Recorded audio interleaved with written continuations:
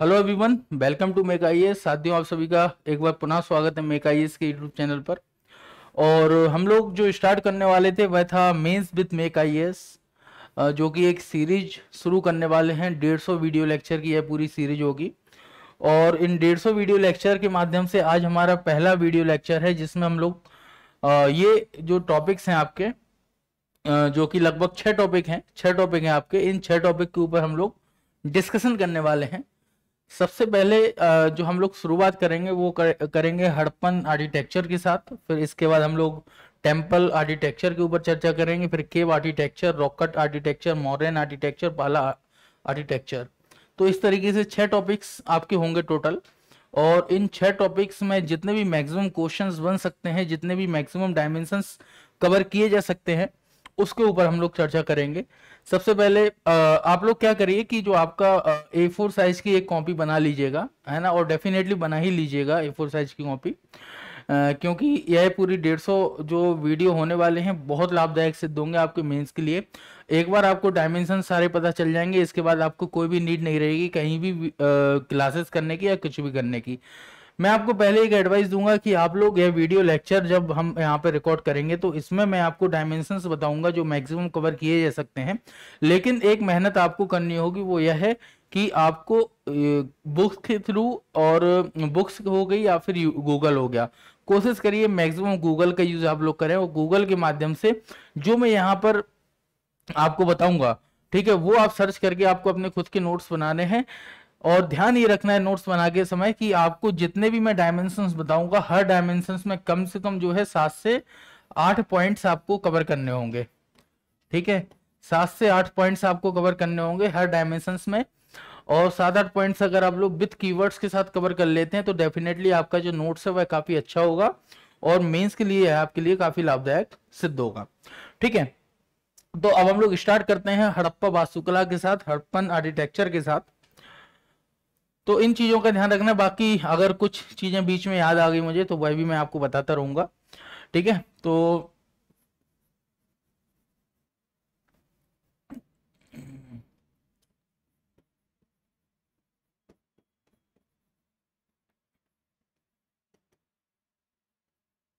Harappan architecture. ठीक है, सबसे पहले अगर देखो हम लोग बात करें, आपको याद होगा हड़प्पन आर्किटेक्चर एक काफी, देखो अपना जो सिलेबस है, आप सिलेबस देखिए, उसमें आपका एंशियंट हिस्ट्री नहीं है, उसमें आपका कला एवं संस्कृति है, आर्ट एंड कल्चर है। तो यहाँ पर हड़प्पा वास्तुकला के बारे में हम लोग पढ़ेंगे, ना कि हड़प्पा के जो समाज है या फिर जो अन्य चीजें हैं उसके बारे में।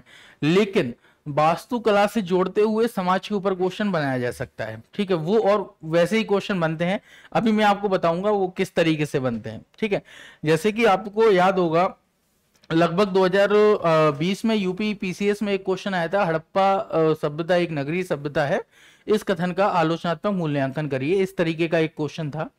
ठीक है, पूरा एक्यूरेट क्वेश्चन यहाँ पे मैं नहीं बता पा रहा हूँ आपको, लेकिन लगभग इसी तरीके का क्वेश्चन था।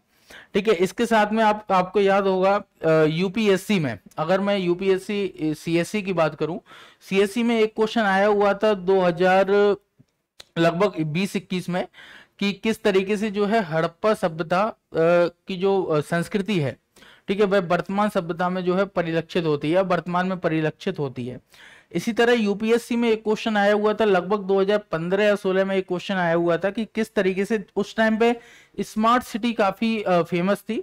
तो एक क्वेश्चन आया हुआ था कि हड़प्पा सभ्यता को जो है वर्तमान स्मार्ट सिटी से जोड़ते हुए यूपीएससी में एक क्वेश्चन आया हुआ था। ठीक है, तो इस तरीके से आपके ये क्वेश्चन आए हुए थे। अब मैं आपको बताऊं, हड़प्पन आर्किटेक्चर के ऊपर मैक्सिमम लगभग 7 जो क्वेश्चन है वह बन सकते हैं। इसके अलावा क्वेश्चन नहीं बन सकते हैं, हो सकता है एक आध और बन जाए, लेकिन पॉसिबिलिटी बहुत कम है इसके अलावा क्वेश्चन बनने की। ठीक है, तो जो मैं यहाँ पर आपको जो टॉपिक्स बताने वाला हूं, ठीक है, आपको बिल्कुल इसी तरीके से ये टॉपिक्स आपको पढ़ने हैं। और फिर इसके बाद आपको एकदम संक्षेप में नोट्स बनाने हैं इसके। ठीक है, वो मैं अभी आपको बताता हूँ किस तरीके से। एक दो हड़प्पा जो आर्किटेक्चर है इसका मैं आपको एक सिंपल फॉर्मेट बना के बता दूंगा, फिर वैसे ही आगे आपको बनाते हुए चलना है। ठीक है, सबसे पहले आप क्या करिए, हड़प्पा सभ्यता में सबसे पहले हम करते हैं इंट्रो की बात। ठीक है, कि देखो अगर कोई क्वेश्चन आएगा तो डेफिनेटली हमें इंट्रो लिखना ही होगा। ठीक है। अब इंट्रो डिपेंड करता है आपके क्वेश्चन की डिमांड के ऊपर, कि आपके क्वेश्चन की एक्चुअली डिमांड क्या है। जो क्वेश्चन की डिमांड होगी वैसा ही आपका इंट्रो होगा। लेकिन मैं आपको एक सिंपल तरीका ये बताता हूं कि ये मैक्सिमम इंट्रो आप लोग जो है इस तरीके से लिख सकते हैं। नंबर वन, अगर मान लो हड़प्पा आर्किटेक्चर के ऊपर कोई क्वेश्चन आता है तो आप इसकी जो है उद्भव को बताते हुए, ठीक है, इसका जो विकास हुआ है, ठीक है, विकास के कालक्रम को बताते हुए, और दूसरा आप इसके महत्व को बताते हुए, ठीक है, जो इसका इंपोर्टेंस है हड़प्पन आर्किटेक्चर का, हड़प्पन सिविलाइजेशन का, उसको बताते हुए, या थर्ड आप जो है इसका महत्व हो गया, उद्भव हो गया, और साथ में इसका जो है आप लोग एक इसके विस्तार को बताते हुए, ठीक है, इसका जो विस्तार है उसको बताते हुए क्वेश्चन का जो भूमिका है, इंट्रो है, वह बना सकते हैं। 3 तरीके से ये जो है इंट्रो बन सकता है। ठीक है, अगर महत्व बताना होगा तो अगर आप महत्व बताएंगे तो फिर जो है इसको महत्व को वर्तमान परिप्रेक्ष्य से जोड़ते हुए आप लोग इसका महत्व बता सकते हैं। अब करना क्या है, मान लो आपका आ गया हड़प्पा संस्कृति के ऊपर क्वेश्चन, कि हड़प्पा स्थापत्य के ऊपर ना आके हड़प्पा संस्कृति के ऊपर क्वेश्चन आ गया है, तो आपको क्या करना है कि जो महत्व यहाँ पर सभ्यता के संदर्भ में है वही महत्व यहाँ पे संस्कृति के संदर्भ में, कल्चर के संदर्भ में आपको बता देना है। ठीक है, यही होता ही है, और इसी तरीके से जो है इंट्रो लिखते हैं। ठीक है, तो आपको सिंपल ये 3 तरीके हैं जो आपको यहाँ पे बताना होगा, तो ये होगा।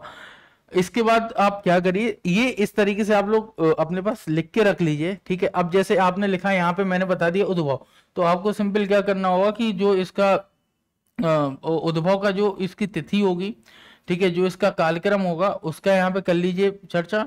इसके बाद अगर महत्व यहाँ पे बताना है तो आप जब बुक्स पढ़ेंगे या गूगल पे सर्च करेंगे तो सिंपल 2 लाइन में आपको इसका महत्व लिख लेना है।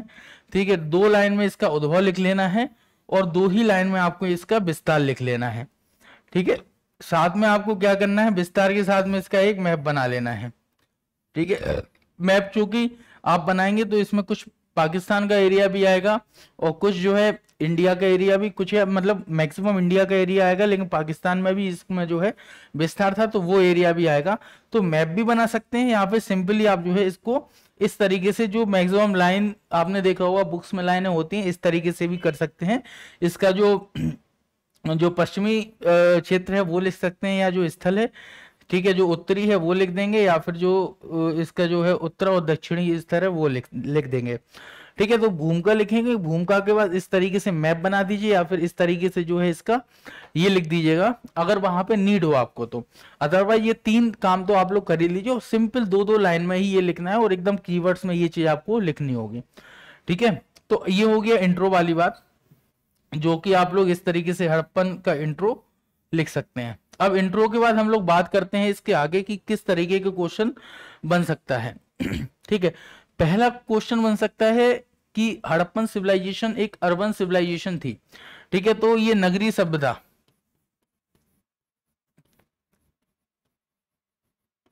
ठीक है, नगरीय सभ्यता को लेकर क्वेश्चन बन सकता है कि यह एक नगरीय सभ्यता थी, इसकी चर्चा कीजिए। ठीक है, विवेचना कीजिए, या मतलब इस तरीके के जो शब्द हैं, डिस्कशन हो सकता है, इलेबोरेट हो सकता है, ठीक है, एक्सप्लेन हो सकता है, या फिर और भी कई सारे जो आपके जो टेल वर्ड्स होते हैं वो इसमें हो सकते हैं, तो ये बन सकता है। अब आपको करना क्या है कि यहाँ पे एक क्वेश्चन लिख लेना है कि नगरीय सभ्यता के रूप में। ठीक है, इसके बाद आपको यहाँ पे एक लाइन खींच देनी है कि ये नगरीय सभ्यता कैसे होगी। ठीक है, ये आपने लिख दिया है। इसके बाद मान लो हमें बताना है नगरीय सभ्यता, तो सबसे पहला क्या आता है इसका, सबसे पहले इसकी जो स्थापना है वो एक ग्रिड प्लानिंग की तहत हुई है, या फिर जो इसकी सड़कें हैं, तो ग्रिड प्लानिंग जो है यह एक हो गया आपका। ठीक है, कि ग्रिड प्लानिंग जो है वह आपने एक लिख दिया कि ये है। दूसरा क्या हो जाएगा, यहाँ का जो ड्रेनेज सिस्टम है ना, जो अपवाह तंत्र है या अपवाह जो प्रणाली है वो हो गया। अब इसमें करना क्या है, जैसे मैंने ये लिख दिया है, अब आपको सिंपल इसमें क्या करना है, आपको एग्जाम्पल ऐड कर लेने हैं। ठीक है, एग्जाम्पल आपने लिख लिया, जैसे मैंने अपवाह तंत्र लिखा है तो एक कीवर्ड हो गया जो आपके उसमें जो है पॉइंट्स में होना चाहिए। मान लो क्वेश्चन आ गया कि जो हड़प्पा सभ्यता है वह एक नगरीय सभ्यता थी, इस कथन के पक्ष में तर्क प्रस्तुत करिए। तो अब जब तर्क प्रस्तुत करने के लिए आए हैं तो आप इस तरीके से पॉइंट्स, ये कीवर्ड्स हो गए हैं, बस इसमें लैंग्वेज आपको देनी होगी, ठीक है। लेकिन ये कीवर्ड्स आपको इसी तरीके से जो है यहाँ पे लिखने होंगे, है ना। तो कोशिश ये करिए जब भी आप नोट्स बनाए तो कीवर्ड्स के थ्रू ही अपने नोट्स बनाए, ठीक है। इसी तरह मान लो एक हो जाएगा यहाँ पे नियोजित शहर, ठीक है। एक आपका कीवर्ड्स ये हो गया नियोजित, यहाँ पे शहर थे, ठीक है। इसके अलावा अगर मान लो तीसरा आएगा तो यहाँ पे जो है आपकी जो है आवास का जो है आवास का हम बोल देंगे, आवास जो है वो काफी बड़े थे, है ना। आवास का जो स्तर था वो काफी बड़े, जो आवास की जो आयात जो था, है ना, वो या फिर क्षेत्रफल जो था वो काफी बड़ा था। तो आवास का जो आप यहाँ पे क्षेत्रफल लिख दीजिए, वह काफी जो है बड़ी उसमें थी, जो कि प्रायः शहरी क्षेत्र में ही पाए जाते थे, है ना। इसके अलावा मान लो आपको अगला लिखना है तो तकनीकी, ठीक है। तकनीकी यहाँ पे एक पॉइंट हो गया। अब यहाँ पे तकनीकी में आपको एग्जाम्पल लिख देना है, तो नापतोल की जो प्रणाली थी वो भी वहां पे चर्चा में थी, व्यापार जो है वो भी था। तो मतलब इस तरीके से टेक्नोलॉजी के स्तर पे जो है हम लोग यहाँ पे आ सकते हैं, ठीक है। मोहरें वगैरह पाई गई हैं तो वो आपने लिख दिया। इस तरीके से मान लो नगरीय सभ्यता में और आपको लिखना है तो इसमें आप एक दो पॉइंट्स और जोड़ सकते हैं, व्यापार को लेकर जोड़ सकते हैं, बाजार को लेकर जोड़ सकते हैं, ठीक है। सामाजिक संगठन को लेकर आप एक दो पॉइंट्स इसमें जोड़ सकते हैं। इसके अलावा आप जो है अगर चाहें तो इसमें क्राफ्ट वगैरह की भी चर्चा यहाँ पे की जा सकती है, ठीक है। क्राफ्ट की भी की जा, तो मतलब इस तरीके से आप देख रहे हैं ना कि नगरीय सभ्यता के पक्ष में हमारे पास कितने, कम से कम 8 से 10 पॉइंट्स आ गए हैं। इतने में आपका क्वेश्चन बन जाएगा, ठीक है। अब मान लो क्वेश्चन ये आया तो आपको फिर इंट्रो क्या रहेगा आपका, नंबर 1 कि हड़प्पा सभ्यता का उद्भव इस कालक्रम में हुआ है, ठीक है। साथ में आप इसको वर्तमान से तुलना करते हुए, वर्तमान नगरीय सभ्यता से तुलना करते हुए इसका इंट्रो लिख दीजिएगा, ठीक है। इतने में आपका काम हो जाएगा। या सिंपल सी बात है, स्मार्ट सिटी से ही तुलना कर दीजिए इसकी इंट्रो में, तो आपका ये काम हो जाएगा। तो ये एक पॉइंट हो गया, ठीक है। नंबर 1 क्या हो गया, नगरीय सभ्यता।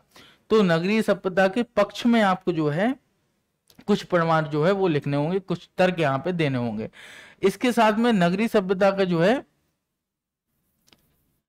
ये हो गया नगरीय सभ्यता वाला, ठीक है। तो ये क्वेश्चन यूपीपीसीएस में आ चुका है। अगर देखिए जब वो स्मार्ट सिटी वाला क्वेश्चन था तो उसमें भी यही पॉइंट्स जो हैं वो शामिल होंगे, ठीक है। लगभग पॉइंट्स तो यही होंगे ना शामिल, स्मार्ट सिटी की अगर चर्चा होती है। ग्रिड प्लानिंग वाला हो जाएगा उसमें एक पॉइंट, ठीक है। इसके अलावा अगर आप एक और मान लो स्मार्ट सिटी की बात होती है तो वो जो आवास का जो दरवाजे वगैरह हैं वो हो जाएगी, स्वच्छता आ जाएगी, अफवाह प्रणाली आ जाएगी।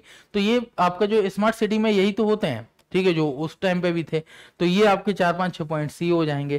तो नंबर 1 आपने जो है इसमें पढ़ा है नगरीय सभ्यता, ठीक है। नंबर 2 में इसमें एक क्वेश्चन आ सकता है कि हड़प्पा सभ्यता की या जो हड़प्पा कालीन संस्कृति की चर्चा करिए। ये भी एक सिंपल हो गया, ठीक है, कि हड़प्पा कालीन संस्कृति,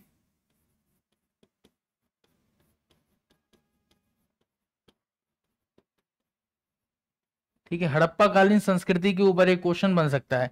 अब इसी को अगर घुमा के क्वेश्चन देना होगा, ये तो एक सिंपल मैंने बोल दिया है कि हड़प्पा कालीन संस्कृति की चर्चा करिए, ठीक है।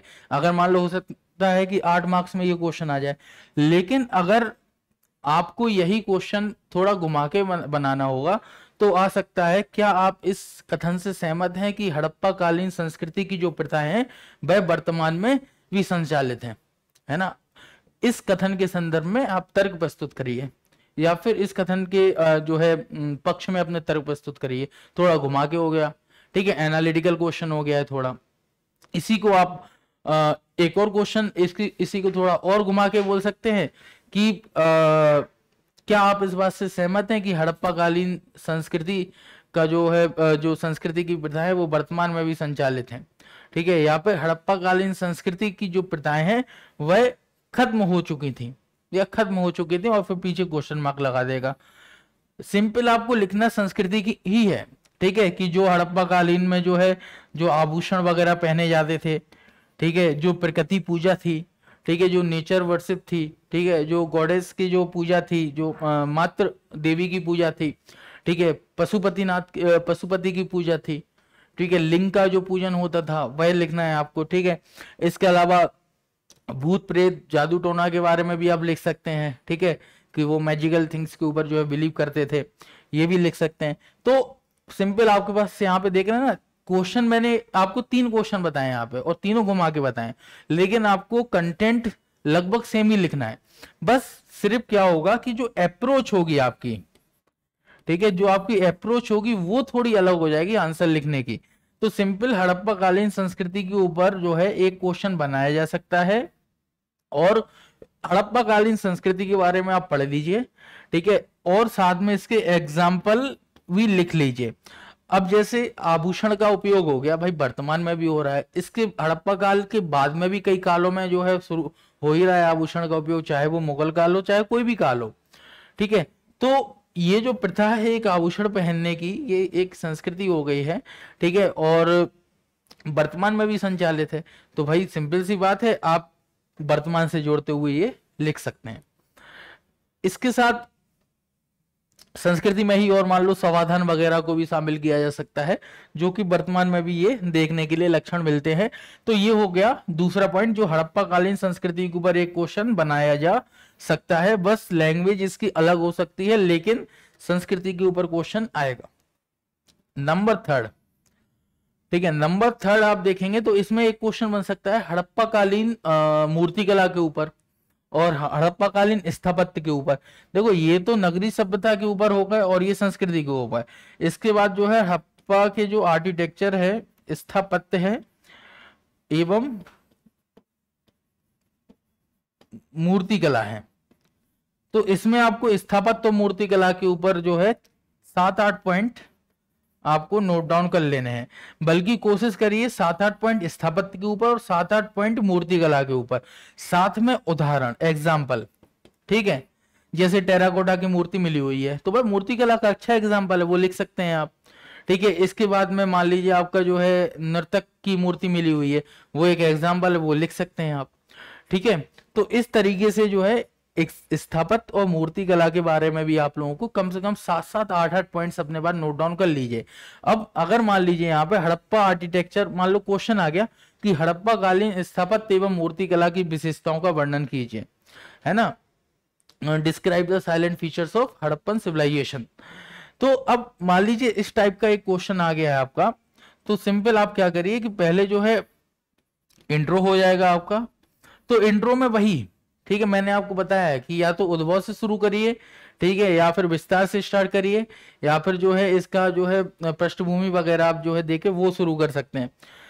बस सिंपल उसमें क्या करना है, आपको पीछे एक लाइन स्थापत्य वाली जोड़ दीजिए इंट्रो में, ठीक है, और स्थापत्य आप जोड़ दीजिए और फिर वहां से आप कह दीजिए कि यहाँ से जो है स्थापत्य कला की नींव पड़ी है। तो ये आपका जो है एक इंट्रो हो गया। और ऐसे कई एग्जाम्पल मिले हैं जो वर्तमान में भी जो है बताते हैं कि उस तरह वहां की जो हड़प्पा कालीन जो टेक्नोलॉजी थी वह कितनी डेवलप्ड थी मूर्ति बनाने की। तो इस तरीके से आपने ये लिख दिया है।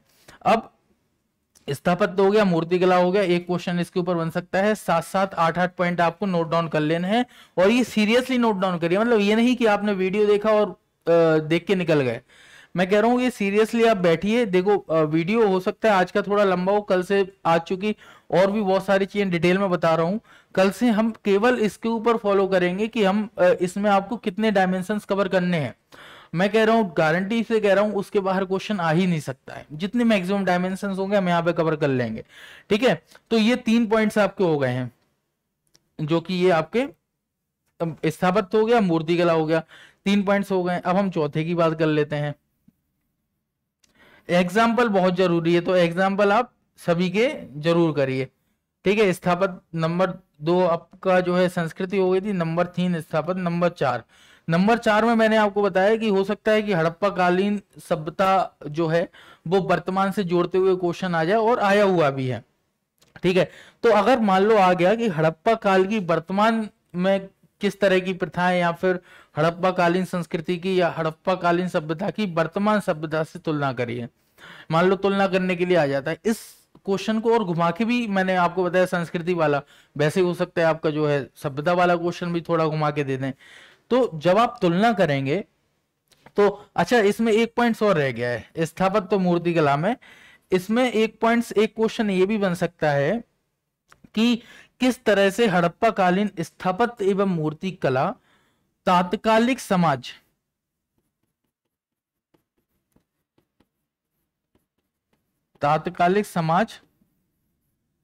की प्रथाओं को दृष्टिगोचर या फिर प्रथाओं को का प्रतिनिधित्व करती हैं। ठीक है, या फिर आप जो है किस तरह से हड़प्पा कालीन स्थापत्य व मूर्ति कला से हमें जो है हड़प्पा कालीन समाज के बारे में पता चलता है। एक क्वेश्चन ये भी बनाया जा सकता है। ठीक है, समाज एवं संस्कृति के बारे में तो सिंपल सी बात है कि भाई अगर मूर्ति मिल रही है नर्तकी की तो हम कह सकते हैं कि उस काल में समाज में जो है नृत्य भी हुआ करता था, या फिर शिकार, या फिर मतलब जो भी इसके जो प्रमाण मिले हुए हैं, जो साक्ष्य मिले हुए हैं, जो एविडेंस मिले हुए हैं, जैसे मान लो कहीं पर अनाज के दाने मिले हुए हैं, तो इससे हम अनुमान लगा सकते हैं कि हड़प्पा कालीन जो समाज था वह कृषि प्रधान रहा होगा और वहां पे एग्रीकल्चर जो है होती होगी। ठीक है, इसी तरह मान लो आपको जो है कहीं पे डॉकयार्ड या फिर कहीं पे मान लो बंदरगाह के एग्जाम्पल मिले हैं, तो इससे हम अनुमान लगा सकते हैं कि हड़प्पा कालीन समाज में, ठीक है, बंदरगाह का महत्व था और बंदरगाह के माध्यम से व्यापार होता होगा। कहीं पर अगर नापतोल की आपको जो है वो मिले हुए हैं, प्रमाण मिले हुए हैं, तो इससे हमें पता चलता है कि हड़प्पा कालीन सभ्यता में जो समाज था, हड़प्पा कालीन समाज था, वह नापतोल से भी परिचित था और बाजार व्यवस्था का जो है वहां पे एक जो है प्रचलन में थी। तो इस तरीके से जो है जितने भी हमें प्रमाण मिले हुए हैं स्थापत्य या मूर्तिकला, जैसे मान लो अन्नागार हो गया, स्नागार हो गया, ठीक है, ये मिले हुए हैं, तो वहां पे जो है कृषि के भंडारण की व्यवस्था थी। ठीक है, तो मतलब इस तरीके से जो है कुछ ऐसी मान लो बैठकों का एग्जाम्पल मिला, तो जिससे अनुमान लगा सकता है कि भाई वहां पे लोग बैठा करते थे, है ना, बैठ के चर्चा वगैरह किया करते थे। मूर्ति कला के जो एग्जाम्पल मिले उससे मूर्ति वहां के तात्कालिक समाज के वहां पता किया जा सकता है। तो एक क्वेश्चन यह भी बन सकता है जो कि मैं यहाँ पे आपको बताना रह गया था। तो एक क्वेश्चन आप इससे यह भी बना लीजिए कि किस तरह से स्थापत्य मूर्ति कला जो है तात्कालिक समाज के बारे में हमें बताती है, और कम से कम 7-8 पॉइंट्स इसके बारे में भी नोट डाउन कर लीजिए। ठीक है, तो इस तरीके से यह भी आपकी एक चीज हो गई है। तो ये 3 पॉइंट हो गए हैं। ठीक है, अब हम बात करते हैं जो है इसके चौथे पॉइंट्स की, जो है जो कि वर्तमान से तुलना करते हुए आ सकता है। ठीक है, कंपेयर करते हुए आ सकता है कि हड़प्पा कालीन सभ्यता की वर्तमान सभ्यता से तुलना कीजिए। जैसे एक क्वेश्चन आपको याद होगा, जो है पुरापाषाण काल की जो आपका रॉक कट आर्किटेक्चर है उसके ऊपर एक यूपीएससी में क्वेश्चन आया हुआ था कि उस समय की जो टेक्नोलॉजी है, ठीक है, वह वर्तमान टेक्नोलॉजी से ज्यादा परिष्कृत थी, ठीक है, ज्यादा उन्नत थी। इस तरह का एक यूपीएससी में क्वेश्चन आया हुआ था 2022 में लगभग। ठीक है, तो अब आप जो है ये मान लो तुलना करते हुए आपका क्वेश्चन आ गया है, तो आप वर्तमान से तुलना करते हुए 7-8 पॉइंट यहां पर भी नोट डाउन कर लीजिए। देखो आप सिंपल बात समझिए कि जो है कंटेंट आपको लगभग 7-8 पॉइंट में ही लिखना है और इतने में आपका क्वेश्चन बन जाएगा। ठीक है, बस एग्जाम्पल, मैप, इंट्रो और कंक्लूजन, बस ये मेंशन आपको करने हैं। ठीक है, क्योंकि देखो अगर एक डायमेंशन के ऊपर क्वेश्चन आया तब तो ठीक है, अधिकतर क्वेश्चन में हमें 2-3 डायमेंशंस कवर करनी होती हैं। जैसे मान लो एक क्वेश्चन स्थापत्य मूर्ति कला, तो पहले स्थापत्य कला के ऊपर चर्चा करेंगे, फिर मूर्ति कला के ऊपर करेंगे, है ना, तो वो है। अब इस तरह अगर मान लो तुलना करते हुए आ गया कि भाई समाज से तुलना करिए या फिर स्थापत्य या फिर समाज से तुलना करिए, मूर्ति कला या फिर स्थापत्य कला से तुलना करिए, तो सिंपल सी बात है, मान लो अगर समाज से आया तो हम आर्थिक क्षेत्र की भी तुलना करेंगे। ठीक है, फिर हम लोग जो है सामाजिक क्षेत्र की भी तुलना करेंगे। ठीक है, फिर हम लोग जो है धार्मिक क्षेत्र की भी तुलना करेंगे। ठीक है, फिर इसके बाद जो है अगर आप लोग चाहें तो यहाँ की जो है संस्कृति की भी तुलना करेंगे। ठीक है, तो इस तरीके से अगर मान लो 4 डायमेंशन से और चारों डायमेंशन में आपको 3-3 पॉइंट पता है तो डेफिनेटली आप आंसर लिख लेंगे, चाहे वो 250 शब्दों में क्यों ना आए। ठीक है, तो इस तरीके से ये तुलना वाला पॉइंट हो गया। अब हम लोग चलते हैं इसके आगे। एक क्वेश्चन जो बन सकता है वो ये है, ये मैं साफ कर दे रहा हूं। आप लोग इसको जो है नोट डाउन कर लीजिएगा।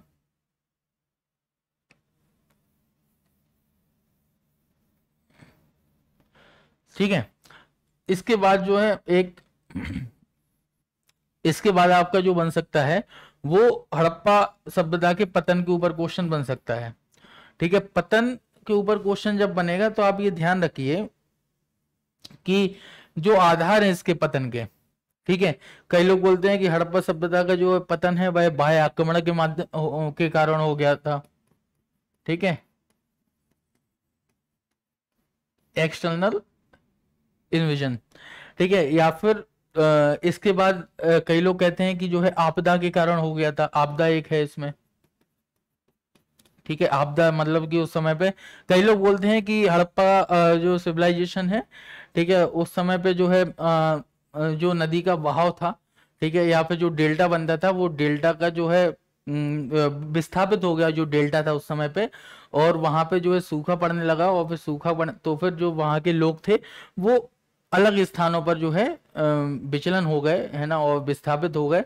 इस तरह से हड़प्पा सभ्यता का जो है पतन हो गया। कई लोग बताते हैं कि उस समय पर प्लेग फैल गया था तो प्लेग के कारण हो गया। तो जब आप पतन के बारे में लिखेंगे तो सिंपल 4-5 डायमेंशंस कवर कर लीजिए और साथ में एक एक नाम, ठीक है, एक एक नाम कर लीजिए कि किसने किसके बारे में प्रमाण बताए हैं। ठीक है, मान लो किसी इतिहासकार ने बाह्य आक्रमण बताया तो आप वो मेंशन कर सकते हैं। ठीक है, क्योंकि आपको तो अपना व्यू लिखना नहीं है, ठीक है, कि कैसे हुआ है ना, हम लोगों ने इतना इतिहास पढ़ा है कि हमें पता हो कि भाई यही है। जब इतिहासकारों को कंफ्यूजन है तो हम क्यों इतना दिमाग लगाएं। हमें सिंपल सा काम ये करना है कि एक एक व्यक्ति का नाम लिख के इस व्यक्ति ने भाई प्लेग का कारण बताया है, इस व्यक्ति ने आपदा का बताया है, इस व्यक्ति ने ये जो है बाह्य आक्रमण बताया है, इस व्यक्ति ने जो है आपका आर्थिक कारण बताया है, आर्थिक हो गया, सामाजिक हो गया, संस्कृति का पतन हो गया, इस तरीके से। ठीक है, तो सिंपल आपको 4-5 चीजें जो है नाबिथ नेम के साथ ऐड कर लेने हैं और उसमें एक एक एग्जाम्पल उदाहरण ऐड कर लेना है। जैसे मान लो प्लेग हो गया या आपदा का एग्जाम्पल हो गया, तो आपदा किस तरह की आई है, बाह्य आक्रमण हुआ तो आर्यों का जो आक्रमण हुआ, तो मतलब उस संदर्भ में जो है एक एक एग्जाम्पल भी आपको देख लेना है। अब जैसे हम लोग बढ़ते हैं आगे, ठीक है, तो ये तो पतन की चर्चा हो गई है ना, पतन की बात हो गई और लगभग हड़प्पा सभ्यता का इसके साथ ही जो है पतन हो गया था। अब एंड में हम लोग बात करते हैं निष्कर्ष की। निष्कर्ष, निष्कर्ष में आपको क्या करना है, निष्कर्ष में आप या तो देखो हड़प्पा सभ्यता का महत्व बताते हुए निष्कर्ष लिख दीजिए। ठीक है, मैंने इंट्रो में भी आपको लगभग यही चीज बताई हुई थी। तो देखो होता क्या है ना कि अगर मान लो आपने इंट्रो में आपने उसका लिखा उद्भव, ठीक है, तो यहाँ पे आप हड़प्पा सभ्यता का जो महत्व है इतनी सारी सभ्यताओं में वो आप लिख सकते हैं, या फिर इसको वर्तमान का आधार बनाते हुए लिख सकते हैं। ठीक है, अब ये डिपेंड करेगा आपकी लैंग्वेज के ऊपर कि आप इसको कैसी लैंग्वेज दे रहे हैं, वो डिपेंड करेगा आपके क्वेश्चन के ऊपर, है ना, कि किस तरह का क्वेश्चन आया हुआ है, कैसा आपने आंसर लिखा है और फिर कैसा आपने निष्कर्ष लिखा है। लेकिन लगभग जो है ये हो सकते हैं, बस कोशिश ये करिए कि कम से कम 2-3 कीवर्ड्स इसमें हो। ठीक है, 2-3 कीवर्ड्स का यहाँ पे जरूर आपने प्रयोग किया हो और लिखे हुए हो, तो ये आपको ध्यान में यहाँ पे रखना है। तो ये हड़प्पा सभ्यता की जो है हमारी चर्चा हो गई, थोड़े विस्तार में हुई है। ठीक है, तो ये मतलब इस तरीके से हो। एक क्वेश्चन ये भी बन सकता है कि हड़प्पा सभ्यता अचानक से खत्म हुई एक सभ्यता थी, चर्चा कीजिए। जो पतन वाला जो आया था, ठीक है, जब हम पतन की चर्चा कर रहे थे ना, तो वहां पे एक क्वेश्चन बन सकता है कि हड़प्पा सभ्यता एक अचानक से खत्म हुई सभ्यता थी। तो अब जब अचानक से खत्म हुई बता रहे हैं तो उसके पक्ष में और विपक्ष में हमें जो है तर्क प्रस्तुत करने पड़ेंगे और तर्क वही रहेंगे। ठीक है, अचानक से खत्म हुई सभ्यता थी तो हम बता सकते हैं कि नहीं, सभ्यता जो है, संस्कृति जो है, उसके लक्षण आज भी देखने को मिलते हैं इस तरीके से, है ना। तो पक्ष और विपक्ष जो है दोनों ही संदर्भ में हम इसकी चर्चा करेंगे। तो ये हड़प्पा आर्किटेक्चर अपना जो है हो गया है, जिसमें मैक्सिमम आपके क्वेश्चन इतने ही बन सकते हैं। अब हम लोग बात करते हैं मंदिर वास्तुकला की। ठीक है, ये नोट डाउन आप लोग कर लीजिएगा। ठीक है, जो 7-8 पॉइंट्स मैंने बताए हुए हैं आपको, 7-8 के लगभग 6 ही पॉइंट्स हैं जिसके ऊपर क्वेश्चन बन सकते हैं। ठीक है, एक आध पॉइंट्स अगर छूट गया हो तो बात अलग है, वैसे मेरी कोशिश यही है कि एक भी पॉइंट्स जो है वो ना छूटे। इसके बाद हम लोग बात करते हैं टेम्पल आर्किटेक्चर की, मंदिर वास्तुकला की। मंदिर वास्तुकला के ऊपर क्वेश्चन जो है यूपीएससी यूपीपीसीएस दोनों में ही आए हुए हैं। ठीक है, और मंदिर वास्तुकला का क्वेश्चन काफी महत्वपूर्ण भी है और आगे आ भी सकता है। तो अब हम लोग बात करते हैं इसके ऊपर।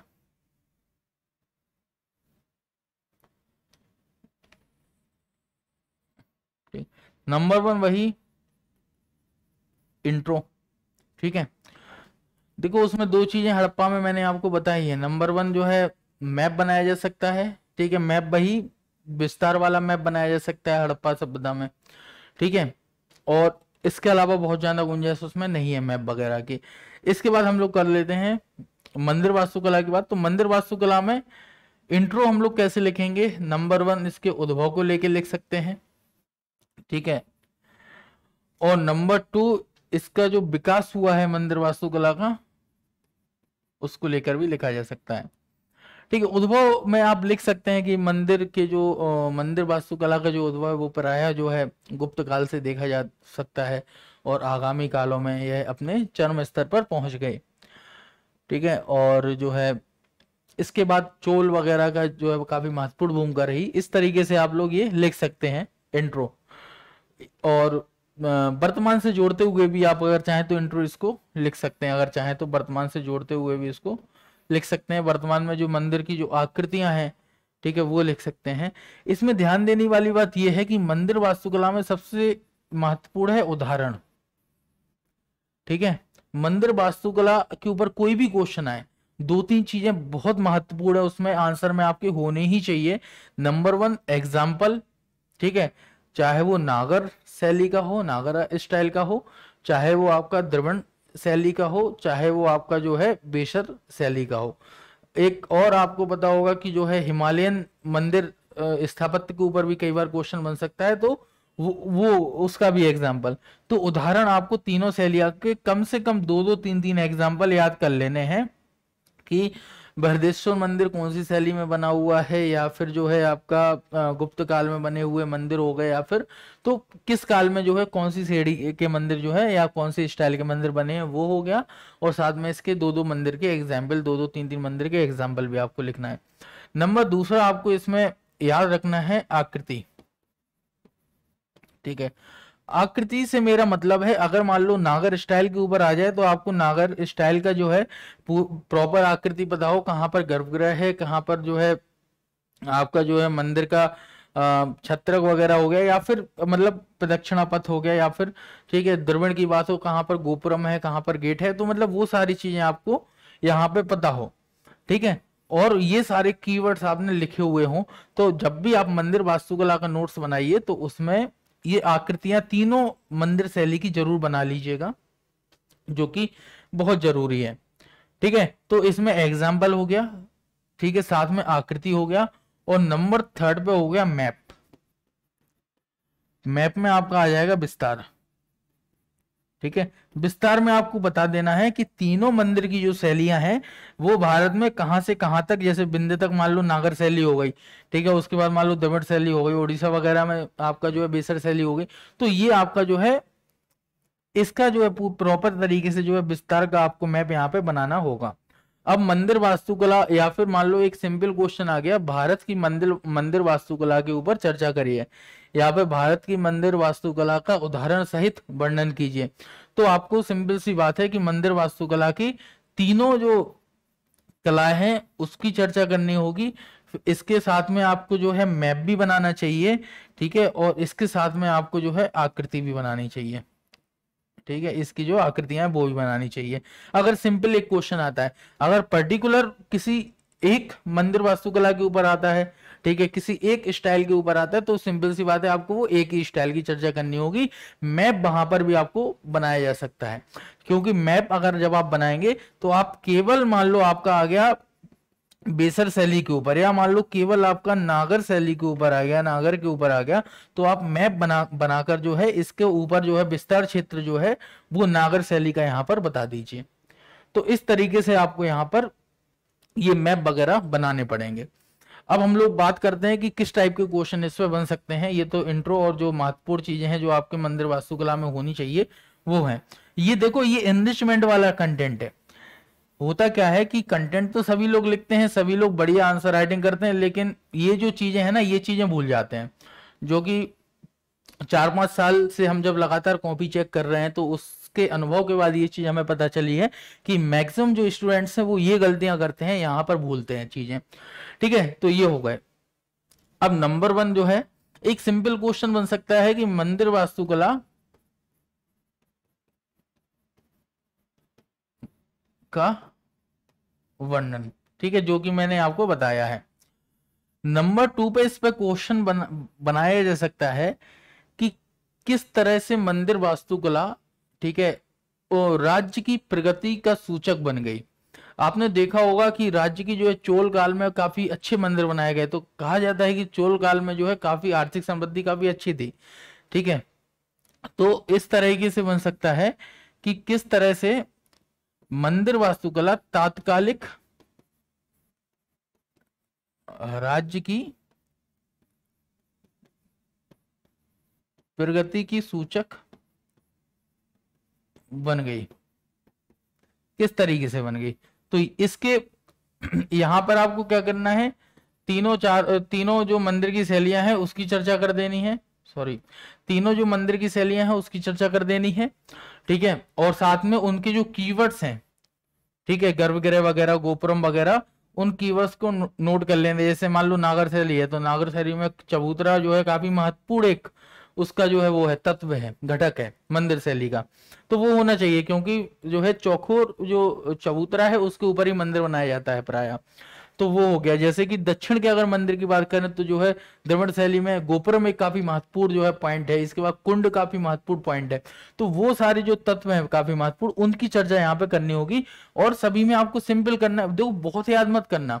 आपने अगर 20 पॉइंट लिख लिए ना एक मंदिर में, मैं गारंटी से कह रहा हूँ आप लेके 4 ही 5 जा पाएंगे। क्योंकि अगर 20 आप लिख भी लेंगे तो कंफ्यूजन ये रहेगा कि मैं कौन से लिखूं, कौन से यूज करूं।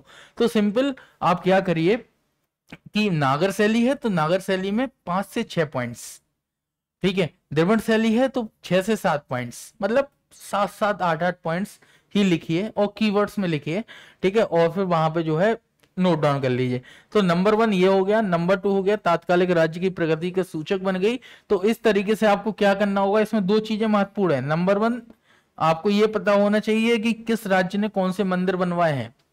ठीक है, अगर ये नहीं पता रहेगा तो फिर आप कैसे अनुमान लगाएंगे कि कौन से, जैसे चंदेल ने मंदिर बनवाए हैं तो चंदेल आपको पता होना चाहिए कि ये वाला मंदिर बनवाया है।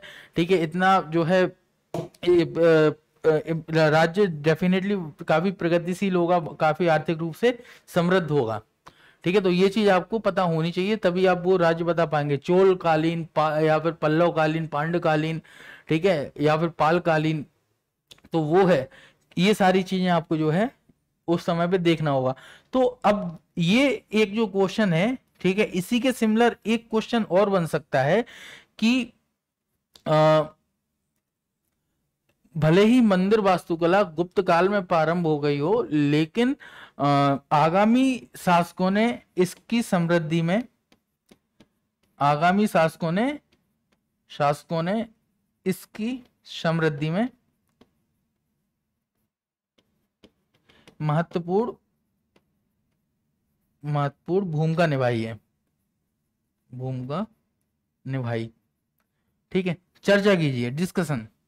अब मान लो एक क्वेश्चन ही हो गया कि अब आपको याद होगा यूपीएससी में एक क्वेश्चन आया भी था, यूपीएससी में एक क्वेश्चन आया भी था जिसमें मंदिर स्थापत्य में जो है आपका चोल काल का जो है प्रभाव पूछा गया था कि मंदिर स्थापत्य में चोल काल की एक महत्वपूर्ण भूमिका रही है, या मंदिर स्थापत्य के चरण में चोल जो शासक थे उन्होंने एक महत्वपूर्ण भूमिका निभाई है। लगभग 2021 में ये क्वेश्चन आया हुआ था मेंस में। तो ये यूपीएससी की मैं बात कर रहा हूँ। ठीक है, तो ये वाला एक क्वेश्चन, तो इसमें आपको दो क्वेश्चन यहाँ पे बनेंगे। नंबर 2, ये नंबर 2 पे मान लो तात्कालिक राज्य की प्रगति, और नंबर 3 पे मान लो ये हो गया भूमिका निभाई है। तो ये काफी महत्वपूर्ण है कि इसके आपको पता हो। अब इसमें करना क्या है, आप दो, जब भी ये आंसर लिखेंगे और जब भी इसमें 8-8 पॉइंट लिखेंगे, ठीक है, तो इसमें दो चीजों का ध्यान रखिए। नंबर 1, मैप जरूर बनाइए। ठीक है, मैप क्या बनाना है, जैसे चोल है तो चोल यहाँ पे है, तो चोल का आपने यहाँ पे लिख लिया। पांड्य का अलग राज्य है तो पांड्य का यहाँ पे लिख दिया आपने जो है, और चंदेल का अलग वो है तो वो तो, और इसमें आप बता दीजिए कि ये चोल है, ये पांड्य है, ये चंदेल है, ये है ना, पल्लव है। तो इस तरीके से आप इनका जो है ये पूरा मानचित्र में बता दीजिए, तो डेफिनेटली आपकी इतनी जगह तो मानचित्र में ही भर जाएगी। ठीक है, तो ये 3 क्वेश्चन जो है वो बन सकते हैं मंदिर वास्तुकला के ऊपर, है ना। तीन तो अभी मैंने बताया है, बाकी मैं और बता रहा हूं आपको। ठीक है, तो ये इस तरीके से आपको जो है करना होगा, ये नोट डाउन जरूर कर लीजिएगा। ठीक है, और नोट्स इसी के आधार पर बनाइए, काफी लाभदायक सिद्ध हो गई आपके लिए। ठीक है, इसके बाद जो है शास्त्रों का योगदान वाली बात हो गई हमारी। इसके बाद एक क्वेश्चन इसमें बन सकता है हिमालय मंदिर स्थापत्य के ऊपर। ठीक है, हिमालयन मंदिर आर्किटेक्चर के ऊपर एक क्वेश्चन बनाया जा सकता है, जो कि अभी तक परीक्षा में नहीं पूछा गया है, लेकिन उम्मीद है कि पूछेंगे, है ना, आगे चल के। तो इसमें जो मूर्ति वगैरह है उसका भी देख लीजिए, जैसे धातु वगैरह की मूर्ति बनाई जाती है। ठीक है, प्राय अगर आप देखेंगे तो हिमालय मंदिर में जो है आपका जो कांगड़ा शैली वगैरह है वो सारी इसमें मंदिर स्थापत्य आते हैं। इसका जो है देखो, मैं आपको पहले भी कह रहा हूँ कि गूगल का मैक्सिमम यूज करिए। गूगल पे आप सिंपल डालेंगे हिमालय मंदिर स्थापत्य हिंदी में, है ना, यहाँ पर हिमालयन टेम्पल आर्किटेक्चर इंग्लिश में, आपको डेफिनेटली इसमें कम से कम जो है 15-20 पॉइंट मिल जाएंगे, और लिखने हमें मात्र वही है 8 से 10 पॉइंट्स। ठीक है, तो ये आपको आराम से जो है इजिली वहां पे अवेलेबल हो जाएगा। तो ये हिमालयन मंदिर स्थापत्य के ऊपर एक क्वेश्चन बनाया जा सकता है। ठीक है, इसके अलावा एक क्वेश्चन और आ सकता है इसमें, एक क्वेश्चन ये आ सकता है, चूंकि देखो क्या था कि मंदिर जो वास्तुकला थी वो काफी स्थानीय थी। स्थानीय का मतलब है काफी डाइवर्सिटी पाई जाती थी मंदिर वास्तुकला में।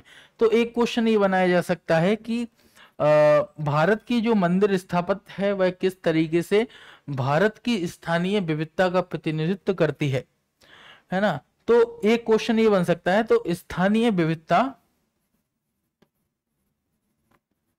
को जोड़ते हुए एक क्वेश्चन बनाया जा सकता है मंदिर स्थापत्य के साथ।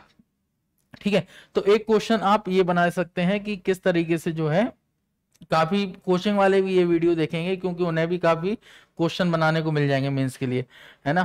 तो किस तरीके से जो है स्थानीय विविधता का प्रतिनिधित्व करती है मंदिर वास्तुकला, तो ये भी एक यहाँ पे क्वेश्चन बनाया जा सकता है। आपको बहुत इजीली इसमें जो है 8 से 10 पॉइंट्स अवेलेबल हो जाएंगे।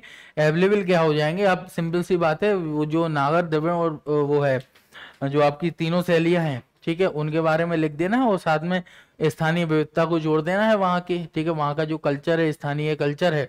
ठीक है, साउथ का अगर आप देखेंगे वहाँ का कल्चर अलग है, नॉर्थ का कल्चर अलग है। ठीक है, तो वो आपको कल्चर से जोड़ के जो है विविधता से जोड़ते हुए ये आंसर लिख देना है, तो ये काम हो जाएगा। ठीक है, तो ये हो गया है। साथ में मैंने आई थिंक आपको जो है वो बता ही दिया है कि किस तरह से प्रकृति की जो है सूचक थी, है ना। तो ये मंदिर वास्तुकला के ऊपर लगभग जो है 4-5 डायमेंशन हैं जो मुझे लग रहा है कि इनके ऊपर क्वेश्चन बनाए जा सकते हैं, है ना। और अगर चाहे तो एक क्वेश्चन इसको सामाजिक जीवन को भी जोड़ के बनाया जा सकता है, मुझे लग रहा है। ठीक है, सामाजिक जीवन को जोड़ते हुए एक क्वेश्चन बनाया जा सकता है कि मंदिर वास्तुकला ने किस तरीके से जो है तात्कालिक सामाजिक जीवन को प्रभावित किया है ना। तो इस तरीके से भी एक क्वेश्चन बनाया जा सकता है। अगर मान लो इसमें 7-8 पॉइंट्स आपको मिल जाते हैं, ठीक है, और गूगल पे हर चीज मिल जाती है, इसमें भी 7-8 पॉइंट मिल ही जाएंगे, तो ये भी नोट डाउन कर लीजिएगा। इन फ्यूचर में कभी कभार बनाया जा सकता है, यूपीएससी में खास तौर से यूपीपीसीएस तो इतना मतलब डाइवर्सिटी मुझे लगता है नहीं लाएगी अपने क्वेश्चंस बनाने में, लेकिन यूपीएससी में खास तौर से ये पूछा जा सकता है, तो ये भी हम देख सकते हैं। ठीक है, इसके बाद जो है एंड में वही निष्कर्ष, और निष्कर्ष में वही महत्व लिखेंगे, या तो कि मंदिर स्थापत्य का क्या महत्व है ये हम जोड़ते हुए लिख देंगे। ठीक है, या फिर जो इसने वर्तमान में मंदिर स्थापत्य की जो नींव डाली है वो हम लिख देंगे, है ना। तो इस तरीके से हम लोग लिख सकते हैं। तो ये इस तरीके से मंदिर वास्तुकला में लगभग जो है 6 डायमेंशंस मैंने कवर किए हुए हैं, और इन 6 डायमेंशंस के ऊपर क्वेश्चन पूछे जा सकते हैं। ठीक है, इसके अलावा क्वेश्चन मुझे लग रहा है कि मुश्किल है थोड़ा बन पाना। ठीक है, तो अब हम लोग बात कर लेते हैं अगला जो हमारा पॉइंट्स है, गुफा वास्तुकला। वीडियो थोड़ी लंबी हो गई है, लेकिन देखिए तो जो है काफी लाभ होगा। अच्छा, यहाँ पे आप 2 चीज देख रहे होंगे, एक गुफा वास्तुकला, एक शैलकृत स्थापत्य केव आर्किटेक्चर और एक रॉक कट आर्किटेक्चर है। इन दोनों में लगभग सिमिलरिटी है ना। तो इन दोनों को हम लोग एक ही बनाते हुए लिखेंगे, है ना।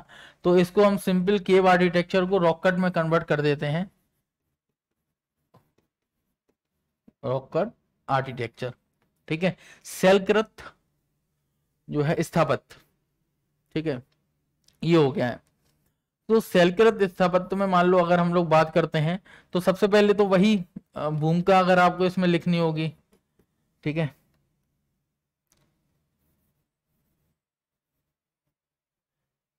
तो सबसे पहले जो है इसमें इंट्रो हमें लिखना होगा। तो इंट्रो में इसका जो है या तो हम लोग लिख देंगे महत्व, ठीक है, कि शैलकृत स्थापत्य का क्या महत्व है। ठीक है, अच्छा कई बार क्या करते हैं स्टूडेंट, मैं आपको बताऊं कि या फिर इसको जो है आप लिख सकते हैं इसके बारे में, क्योंकि शैलकृत स्थापत्य एक बड़ा जो है एक अनूठी अगर देखा जाए तो स्थापत्य की एक शैली है। तो हम इसके बारे में भी लिख सकते हैं कि किस तरह से जो है गुफाओं को काट के जो है इस तरीके के मंदिर वगैरह बनाए जाते थे, है ना। तो वो भी हम लोग इसमें लिख सकते हैं, इसके बारे में आप लोग इंट्रो में लिख सकते हैं। इसके बाद इंट्रो के बाद, इस इंट्रो में आप 2 ही चीजें लिखिएगा। इसके साथ में जब आप इंट्रो लिख देंगे ना, तो कुछ एग्जाम्पल भी हम लोग ऐड कर सकते हैं, उदाहरण इंट्रो के बाद। देखो आप लोग क्या करिए ना, जैसे कि मान लो आप जब लिखते हैं, है ना, जैसे मान लो ये आपका पेज हो गया, ठीक है, जिसमें आप लिख रहे हैं, तो ये आपने लिखा है यहाँ पे इंट्रो मान लो, ठीक है, इतने भाग में आपने लिख दिया इंट्रोडक्शन, ठीक है, भूमिका लिख दी है। अब क्या करिए, इसके बाद जो है आप लिखिए यहाँ पे उदाहरण, क्लियरिटी के साथ एग्जाम्पल डाल के, फिर उदाहरण आपको लिखना है। तो एग्जाम्पल में नंबर 1 नंबर 2 आपने ये 2 एग्जाम्पल आपने यहाँ पे लिख दिए हैं। अब इन एग्जाम्पल को आप कर दिए बॉक्स में बंद, ठीक है, इंट्रो को मत करिए बॉक्स में बंद, एग्जाम्पल को कर दीजिए बॉक्स में बंद। अब ये एग्जाम्पल एकदम क्लियरिटी के साथ दिखेंगे, ठीक है। या फिर आप क्या करिए, अगर मान लो ये नहीं करना है, तो रॉक कट आर्किटेक्चर की जो एग्जाम्पल कुछ हैं वो मैप बनाते हुए आप यहाँ पे जो है लिख दीजिए। मैप बनाते हुए ये जो है आप यहाँ पे मान लो आपको करना है, तो मैप जो है यहाँ पे बनाते हुए आप, है ना, मैप थोड़ा ठीक बना लेना। और मैप बनाते हुए आपने यहाँ पे कि बराबर की गुफाएं जहाँ पे पाई जाती हैं वो आपने लिख दिया, या फिर जो है अजंता एलोरा की गुफाओं का एग्जाम्पल हो गया वो आपने लिख दिया। तो इस तरीके से जो है आपको ये मैप भी बनाया जा सकता है, यहाँ पे एग्जाम्पल लिख दिया और मैप बना दिया, दोनों ही किए जा सकते हैं। अब जब ये दोनों काम कर देना, इतने में ही आपका जो है कम से कम 1 नंबर तुरंत ऐड हो जाएगा, क्योंकि कॉपी अट्रैक्टिव दिखनी चाहिए, कुछ आपने अलग चीज की हुई हो, है ना, कुछ आपने अलग लिखा हुआ हो। तो अब ये इंट्रो वाला पार्ट हो गया। इंट्रो मैंने आपको बताया कि 2-3 तरीके से जो है इंट्रो को लिखा जा सकता है। इसके बाद आ सकता है कि जो है रॉक कट आर्किटेक्चर का क्या महत्व है ना। इसके महत्व में सिंपल है, 7-8-10 पॉइंट जो है आपको लिख लेने हैं कि इसका क्या महत्व है। महत्व के साथ इसकी जो है विशेषताएं भी आ सकती हैं, ठीक है, विशेषताएं भी आ सकती हैं। विशेषताओं में जो है धर्म वगैरह को जोड़ के भी ये हम लोग विशेषताएं तो सिंपल है, मतलब मिल ही जाएंगे आपको 8-10 जैसे ही सर्च करेंगे। हाँ, लिखिए ज्यादा मत, ठीक है, ये ध्यान रखना है। जैसे विशेषताएं मान लो आपका 30 आ गई आपको गूगल पे, या आपको किसी बुक में 30 जो है उसके साइलेंट फीचर्स मिल गए हैं। तो 30 मत लिखिए, आप लिख ही नहीं पाएंगे, 30 पॉसिबल ही नहीं है। सिंपल लिखिए कितने, 8 या 10, और एकदम सॉलिड विथ एग्जाम्पल, है ना। ये आपको जो है काम करना है विथ एग्जाम्पल। मैक्सिमम 8-10 पॉइंट आपको लिख लेने हैं, उतने में आपका ये काम हो जाएगा। तो नंबर 1, ये तो इंट्रो हो गया। खैर, क्वेश्चन नंबर 1 ये बन सकता है कि भारत में शैलकृत स्थापत्य की विशेषताओं एवं महत्व पर चर्चा करिए, कीजिए। ठीक है, ये नंबर 1 क्वेश्चन बन सकता है। तो सिंपल आप पहले इंट्रो लिखेंगे, फिर इसका जो है महत्व और विशेषताएं लिखेंगे, फिर इसके बाद सीधा आप जो है इसका कंक्लूजन लिखेंगे। कंक्लूजन पे हम लोग बाद में आते हैं। ठीक है, तो ये इस तरीके से जो है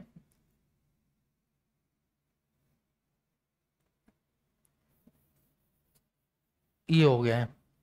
ठीक है, तो यहाँ पे हमने महत्व की बात हुई है। ठीक है, तो ये हमारा महत्व वाला पार्ट हो गया। ठीक है, गुफा वास्तुकला। तो यहाँ पे इसके बारे में या फिर मतलब क्या होती है ये इंट्रो में ये लिख देना है, या फिर महत्व हो गया। अब फिर इसके बाद हो सकता है एक क्वेश्चन ये बन जाए, नंबर 1 पे महत्व हो गया, नंबर 2 पे एक क्वेश्चन ये बन सकता है कि भारत में विभिन्न शासकों के द्वारा गुफा स्थापत्य में या शैलकृत स्थापत्य कला में निभाई गई भूमिका का वर्णन कीजिए। ठीक है, तो इसमें अगर देखो पर्टिकुलर गुप्त के ऊपर तो आ सकता है, क्योंकि गुप्त काल की काफी महत्वपूर्ण भूमिका रही है। ठीक है, मौर्य के ऊपर भी, मौर्य और गुप्त के ऊपर काफी अच्छे से लिखा जा सकता है। लेकिन होता क्या है कि जो है स्टूडेंट क्या करते हैं, मान लो क्वेश्चन ही आ गया है कि विभिन्न शासकों के द्वारा या विभिन्न कालों में शैलकृत स्थापत्य में निभाई गई भूमिका की चर्चा कीजिए, तो स्टूडेंट सीधा लिखना शुरू कर देगा। नंबर 1 शैलकृत स्थापत्य की चर्चा यहाँ पे कर देगा, क्या होती है ये। इसके बाद मान लीजिए आपने जो है सीधा आप आगे विशेषताओं के ऊपर, ठीक है, विशेषताओं के ऊपर या फिर विशेषताएं आपने यहाँ पे लिख दी, और फिर 1 2 3 ऐसा मत करिए, थोड़ा अट्रैक्टिव बनाइए। विशेषताएं लिखिए, विशेषताओं के बाद जो है यहाँ पे मान लो आपको लिखना है जो है गुप्त के टाइम पे, या फिर पहले मान लो, ठीक है, मौर्य के टाइम पे। ठीक है, मौर्य काल में। इसके बाद मान लीजिए आपने फिर लिख दिया गुप्त काल में। ठीक है, फिर आगामी कालों में, मान लो आपने जो है हर्ष वगैरह के काल में अगर कुछ काम हुआ है तो वो गूगल पे सर्च करेंगे, डेफिनेटली आपको सारे वो मिल जाएंगे। नहीं मिल रहे हैं तो 2-2 पॉइंट इसमें जरूर आप लिख लीजिए। ठीक है, 2-2 3-3 पॉइंट्स मौर्य में, गुप्त में। गुप्त का थोड़ा डिटेल में देख लेना, क्योंकि गुप्त काल में और मौर्य काल में काफी महत्वपूर्ण भूमिका रही है गुफा स्थापत्य की या फिर रॉक कट आर्किटेक्चर की, तो वो देख लीजिएगा आप। ठीक है, और तो ये चीज है ना, जो मौर्यकालीन हो गया या गुप्तकालीन हो गया। इसके अलावा फिर इसके बाद हम लोग बात करेंगे इसके आगे आगे जो है विशेषताओं के ऊपर हो गया, मौर्य गुप्त आएगा। एग्जाम्पल इसका जरूर आप लोग नोट कर लीजिए, उदाहरण बहुत जरूरी है। और उदाहरण आपके आंसर को एक्चुअली मैं आपको बताऊं कि वो प्रूव करता है कि एक्चुअली आपने अच्छे से तैयारी की हुई है ना, और आपको इसकी डीप नॉलेज है। ठीक है, तो ये हो गया है। इसके बाद एक मिनट में पूरा ही हटा दे रहा हूं। ठीक है, तो सबसे पहले एक क्वेश्चन बनेगा महत्व के ऊपर, महत्व के ऊपर या फिर विशेषताओं के ऊपर। ठीक है, एक क्वेश्चन बन सकता है। नंबर 2 पे बन सकता है, ठीक है, विभिन्न कालों में विकास के ऊपर बन सकता है क्वेश्चन। ठीक है, नंबर 3 पे एक क्वेश्चन बनाया जा सकता है कि गुफा स्थापत्य किस तरह इतिहास को जानने के एक महत्वपूर्ण सोर्स के रूप में या फिर साधन के रूप में भूमिका निभाते हैं, स्रोत के रूप में भूमिका निभाते हैं। तो आप ये सिंपल लिख सकते हैं कि शैलकृत स्थापत्य की इतिहास के स्रोत या फिर सोर्स के रूप में भूमिका। जब आप ये देखेंगे ना, तो आप गूगल पे सिंपल ये डाल दीजिए। ठीक है, आपको इसके ऊपर मिल जाएंगे 8-10 पॉइंट, 15 पॉइंट, है ना। तो ये आप ये देखो, किसी एक किताब में अगर आप सोचें कि पॉसिबल है मिल पाना, तो नहीं है पॉसिबल, क्योंकि एक किताब में सारे डायमेंशन, पहली बात तो मैं आपको दूं, किताब तो छोड़ो, किसी कोचिंग में भी सारे डायमेंशन नहीं पढ़ाए जाते हैं। मेरा 5 साल का एक्सपीरियंस है, मैं आपको कह सकता हूं कि किसी कोचिंग में सारे डायमेंशंस कवर नहीं किए जा सकते हैं। यूपीएससी के जितने भी आप अगर आप लोग देखेंगे ना, ये जो नोट्स वगैरह क्लासरूम में बनते हैं उनमें से केवल 2-4 डायमेंशंस कवर होते हैं, जबकि यूपीएससी एक कदम आगे चलता है। ठीक है, तो अब जैसे शैलकृत स्थापत्य का इतिहास के स्रोत के रूप में भूमिका, ये क्वेश्चन आ सकता है ना। तो अगर ये आ सकता है तो डेफिनेटली ये कोचिंग में पढ़ाना चाहिए, लेकिन आप जब नोट्स उठा के देखेंगे तो हो सकता है किसी कोचिंग ने ना पढ़ाया हो ये वाला। तो थर्ड पॉइंट ये है, आप गूगल करिए, गूगल पे आपको मिल जाएगा। इसीलिए कहते हैं इंग्लिश मीडियम वाले जो है वो गूगल के ऊपर ज्यादा बिलीव करते हैं। ठीक है, और वो चीजों को गूगल करते हैं तो डेफिनेटली उन्हें जो है चीजें मिल जाती हैं। ठीक है, इसके बाद जो है चौथा क्वेश्चन बन सकता है इसकी आधुनिक स्थापत्य से तुलना। ठीक है, एक चौथा क्वेश्चन बन सकता है कि इसकी राइटिंग थोड़ी जल्दबाजी में खराब हो गई है, लेकिन पढ़ने लायक है, पठनीय है, तो पढ़ा जा सकता है कि आधुनिक स्थापत्य से इसकी जो है तुलना करते हुए भी एक क्वेश्चन बनाया जा सकता है। ठीक है, इसके अलावा चार हो गए ये। ठीक है, पांचवा मैं आपको बताता हूँ, ये डेफिनेटली बनना चाहिए क्वेश्चन। ठीक है, और मुझे लगता है ये 1-2 साल में क्वेश्चन बनेगा, 100% ये क्वेश्चन बनना चाहिए। एक क्वेश्चन ये बनाया जा सकता है कि भारत की जो रॉकेट आर्किटेक्चर है वह भारत के धर्मनिरपेक्ष स्वरूप का प्रतिनिधित्व करती है। ठीक है, तो ये धर्मनिरपेक्ष स्वरूप का प्रतिनिधित्व करती है। इसमें वही अजंता, एलोरा, हिंदू, जैन, बौद्ध सारे जो है एग्जाम्पल ऐड कर देने हैं और ये बड़ा अच्छा आंसर लिख जाएगा। ठीक है, तो इस तरह से एक क्वेश्चन ये बन सकता है कि भारत की जो रॉकेट आर्किटेक्चर है वह भारत की जो सेकुलर जो स्वरूप है उसका जो है प्रतिनिधित्व करती है। और इस तरीके से ये आपका जो है पांचवा क्वेश्चन बन जाएगा और एंड में वही। ठीक है, मुझे लग रहा है इन 5 के अलावा छठवां क्वेश्चन बन पाना मुश्किल है, क्योंकि मैंने जो है यहाँ पे शासकों वाला भी, कालों वाला भी हो गया है, महत्व भी हो गया है। ठीक है, इतिहास के स्रोत भी हो गए हैं, आधुनिक से तुलना भी हो गई है, और धर्मनिरपेक्ष जो मुझे लग रहा है कि आएगा वो। तो ये 5 जो है पॉइंट्स हैं जो आपको 5 जो है डायमेंशन हैं जिसके ऊपर आपको रॉकेट आर्किटेक्चर पढ़ना चाहिए। ठीक है, अगर आपने अभी तक एक डायमेंशन पढ़ा हुआ है तो अब डेफिनेटली आप ये 3-4 और पढ़िए। ठीक है, क्योंकि अगर मान लो आगे चल के बना, और देखो अलग अलग डायमेंशंस का फायदा ये होता है कि आप चीजों को बहुत इजीली पढ़ पाते हैं, है ना। चीजों को बहुत इजीली आप लोग पढ़ पाएंगे और आपके पास पर्टिकुलर इसके एग्जाम्पल होंगे। जैसे अब मैंने ये बता दिया तो डेफिनेटली आपके पास धर्मनिरपेक्ष वाले कम से कम 4-5 एग्जाम्पल होंगे, और जब 4-5 एग्जाम्पल आप वहां पे लिख देंगे तो इसका लाभ मिलेगा आपको। ठीक है, इसके बाद हम लोग बात करते हैं, और फिर वही इसके बाद जो है निष्कर्ष आ जाएगा, है ना। तो हम लोग जो है निष्कर्ष के ऊपर बात कर, निष्कर्ष तो वही आपको लिखना है ना। या तो जो है इसका महत्व लिख दीजिए, या फिर जो है वर्तमान से तुलना करते हुए निष्कर्ष भी लिखा जा सकता है। निष्कर्ष एक्चुअली डिपेंड करता है कि आप जो है आपका क्वेश्चन क्या है और किस तरीके से वो पूछा गया है। ठीक है, तो ये है। इसके बाद हम लोग बात करते हैं मौर्य वास्तुकला की। मौर्य के बाद पाल और बचा हुआ है, थोड़ा वीडियो लंबी हो गई है ये। ठीक है, मौर्य वास्तुकला की अगर हम लोग बात कर लेते हैं, मौर्य वास्तुकला के ऊपर क्वेश्चन जो है आ चुका है यूपीपीसीएस में। ठीक है, जो कि 2 साल पहले आया हुआ था। मौर्य वास्तुकला की विशेषताओं का वर्णन कीजिए। और मौर्य वास्तुकला में जो है आप लोग, बिहार में काफी आता है, बिहार में तो हर साल मौर्य वास्तुकला के ऊपर क्वेश्चन आता ही है।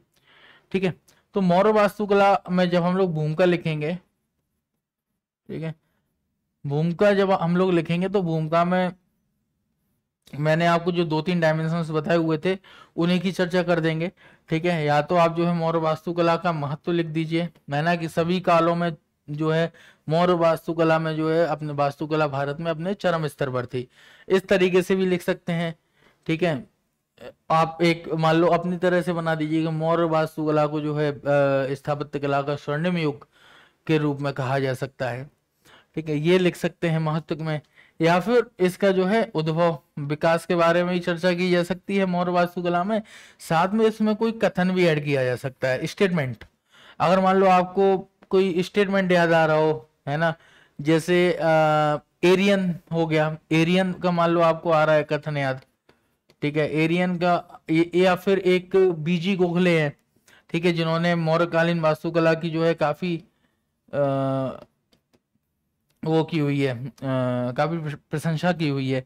तो वो अगर मान लो आपको कथन याद आ रहे हैं, नहीं याद आ रहे हैं तो लिख लीजिए, ठीक है, 2 स्टेटमेंट यहाँ पे लिख लीजिए।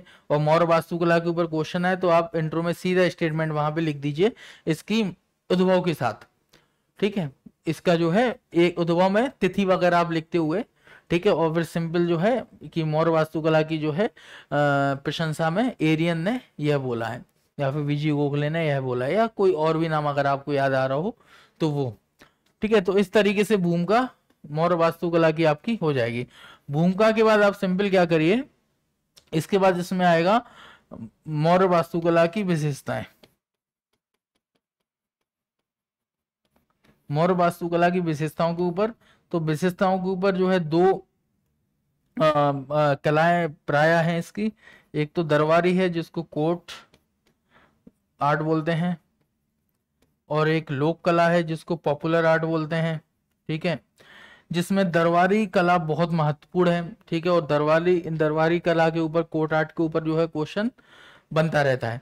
तो नंबर 1 अगर मान लो क्वेश्चन ये आ जाए कि मौर्यकालीन वास्तुकला की विशेषताओं का वर्णन कीजिए, तो उसमें तो भाई ये दरबारी और लोक दोनों ही आएंगी, ठीक है। अगर पर्टिकुलर मान लो आता है आपका कि दरबारी कला के ऊपर आएगा, तो फिर आपका जो है केवल आपको दरबारी कला के ऊपर वो चीज लिखनी होगी, ठीक है। तो इसमें दरबारी कला में काफी चीजें शामिल हैं, लेकिन प्रायः जो क्वेश्चन बनता है वो 2-3 डायमेंशंस में ही बनता है, मैं आपको बता दे रहा हूँ। दरबारी कला में एक तो बनता है स्तंभ कला के ऊपर क्वेश्चन, ठीक है, क्योंकि मौर्य काल की स्तंभ कला जो है अपने आप में काफी फेमस है, ठीक है। यहाँ पर एक इसकी भवन कला के ऊपर क्वेश्चन बन सकता है। भवन कला के ऊपर बीपीएससी में पूछा भी गया है एक क्वेश्चन, ठीक है। स्तंभ कला के ऊपर मुझे याद नहीं है पूछा गया है कि नहीं पूछा गया, लेकिन पूछा जाना चाहिए, ठीक है। या फिर जो है आप इसमें या फिर इसमें स्तूप के ऊपर एक क्वेश्चन बन जाएगा। स्तूप के ऊपर क्वेश्चन डेफिनेटली यूपीएससी ने पूछा हुआ है, ठीक है, और यूपीपीसीएस को भी फ्यूचर में पूछना चाहिए। अभी यूपीपीसीएस ने नहीं पूछा हुआ है स्तूप के ऊपर, ठीक है। तो ये हो गया। अगर मान लो पर्टिकुलर मौर्य कला के ऊपर क्वेश्चन आएगा तब तो कोई दिक्कत नहीं है, ठीक है, लेकिन अगर स्तंभ भवन और स्तूप के ऊपर क्वेश्चन आएगा तो फिर आपको इनके बारे में भी डिटेल में देखना होगा, जो कि अभी हम लोग चर्चा करेंगे।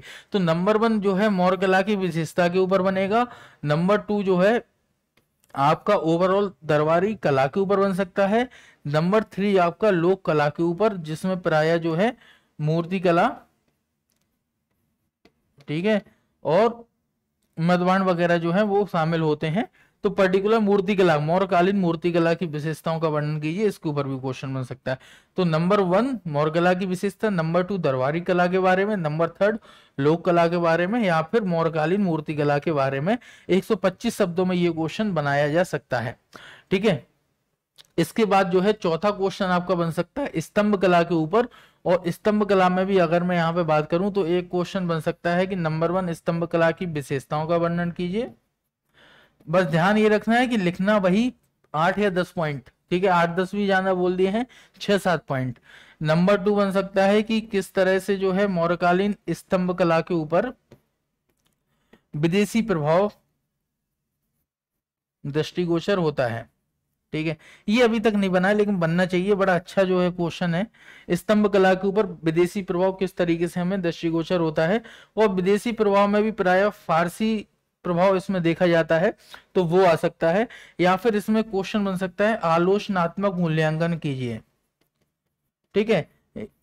स्तंभ कला के ऊपर जो है आलोचनात्मक विदेशी प्रभाव का आलोचनात्मक मूल्यांकन कीजिए।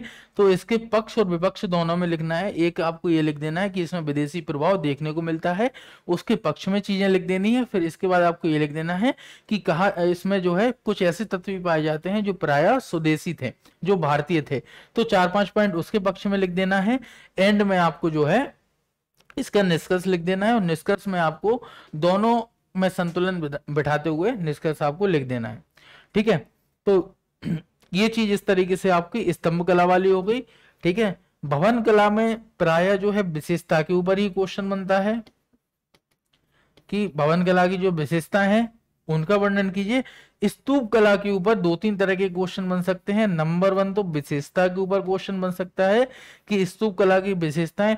नंबर 2 स्तूप कला को बौद्ध धर्म से जोड़ते हुए क्वेश्चन बनाया जा सकता है कि बौद्ध धर्म की जो है आपको पता होगा कि जातक कथाएं, लोक वर्ण, ये क्वेश्चन आया हुआ है यूपीएससी में स्तूप को लेकर, है ना। तो किस तरीके से जो है स्तूप बौद्ध धर्म के बारे में जो है बौद्ध धर्म की सभी प्रथाओं के बारे में या फिर बौद्ध धर्म का वर्णन करते हैं या बौद्ध धर्म के बारे में बताते हैं। तो एक क्वेश्चन ये भी बनाया जा सकता है स्तूप के ऊपर।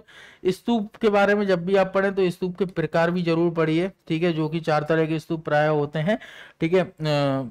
ठीक है, कई किताबों में और ज्यादा तरह के भी लिखे हैं, है ना, लेकिन एनसीईआरटी वगैरह में 4 तरह के स्तूप के बारे में लिखा हुआ है, तो वो चारों स्तूप के बारे में भी आप लोग पढ़ सकते हैं। इसके बाद विशेषता हो गया, बौद्ध धर्म का प्रभाव हो गया। इसके बाद स्तूप कला का महत्व के ऊपर भी एक क्वेश्चन बनाया जा सकता है कि स्तूप कला के महत्व का वर्णन कीजिए, क्या महत्व है ना, ये भी एक क्वेश्चन बनाया जा सकता है स्तूप कला के ऊपर।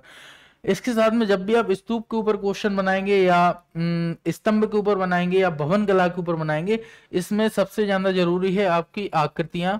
आपको जो है इसकी प्रॉपर तरीके से आकृतियां पता हो और स्तूप में आपको प्रॉपर तरीके से पता हो कि कहाँ पे हर्मिका होती है, कहाँ पे अंड होता है, कहाँ पे जो है प्रदक्षिणा पथ होता है, या फिर जो है कहाँ पे इसका दरवाजा होता है, वो मतलब सारी चीजें इसकी आपको छत्रक वगैरह वो पता हो प्रॉपर स्तूप का, ठीक है। फिर जब जो है स्तंभ की बात करेंगे तो स्तंभ में भी आपको जो है स्तंभ का एकाश पत्थर का है, कहाँ पे लाट है, या फिर कहाँ पे जो है कमल की आकृति है, कहाँ पे घंटे की, तो मतलब इस तरीके का जो है स्तंभ की आपको आकृति पता हो, कहाँ पे सिंह वगैरह है, तो वो प्रॉपर चित्र आप बना के रखिए और प्रैक्टिस करते रहिए, ठीक है। तो ये स्तंभ की बात हो गई। स्तूप की भवन कला की जब बात आएगी तो भवन की आकृति आपको पता होनी चाहिए। आप गूगल पर सर्च करेंगे आपको मौर्यकालीन भवन की आकृति बहुत इजीली अवेलेबल हो जाएगी। तो इस तरीके से आप ये करिए और साथ में इसके कुछ एग्जाम्पल भी याद करते हुए चलिए कि कुछ उदाहरण भी आपको इसके बारे में आ जाए। एकदम मिक्स हो गया पूरा, ठीक है। तो लेकिन ये आप जो है आप समझ लीजिए कि यहाँ पे आपको जो है उदाहरण भी आपको देखने होंगे, ठीक है। तो ये जो है तीन चार तरह के जो क्वेश्चन है ये मौर्य कला में प्राय बनते हैं, लेकिन इसके अलावा भी 2-3 तरह के क्वेश्चन और बन सकते हैं, ठीक है। तो अब मैं ये थोड़ा क्लियर कर दे रहा हूं।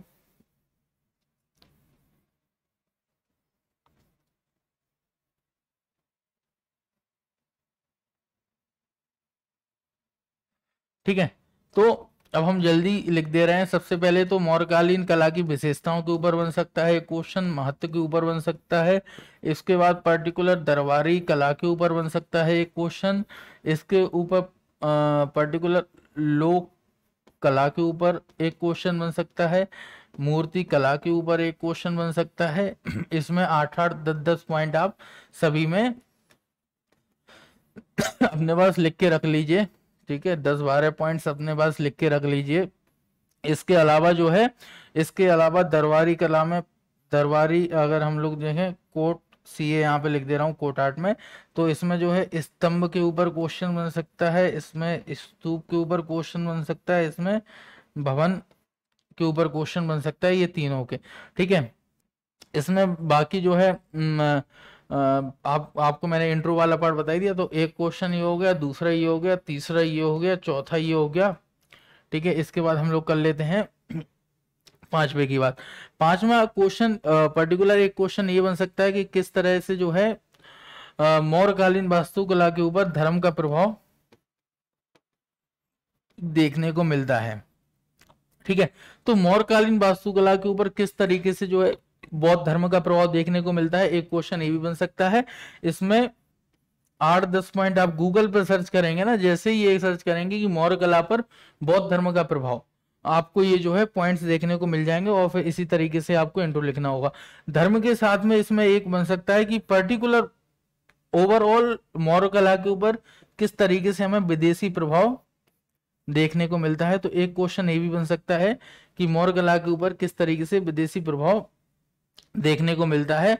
और साथ में ये भी बन सकता है कि किस तरीके से मौर्य कला से हमें तात्कालिक समाज, अर्थव्यवस्था या फिर जो है राजनीति के बारे में पता चलता है।